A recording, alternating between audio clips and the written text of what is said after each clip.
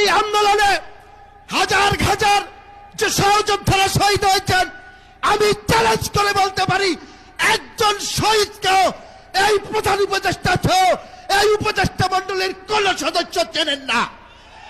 শহীদ হয়েছে আমাদের ভাই, শহীদ হয়েছে আমাদের সন্তান, রক্ত দিয়েছি আমরা, জেল কেটেছি আমরা, জীবন দিয়েছি আমরা। এখন অনেক কথা বলছেন ওনারা, কথা পরিষ্কার।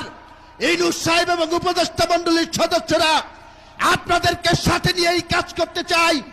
আপনাদের মত এবং আমাদের মত আলাদা হয়ে গেছে, এখনো আপনাদের পথ এবং আমাদের পথ আলাদা হয়নি। যদি আলাদা হয় আমরা আমাদের পথ খুঁজে নিব, আপনারা আপনাদের পথ খুঁজে নিতে পারবেন তো? যদি না পারেন ইতিহাসের অতল গহ্বরে হারিয়ে যাবেন। আমরা রাজপথে ছিলাম, রাজপথে আছি,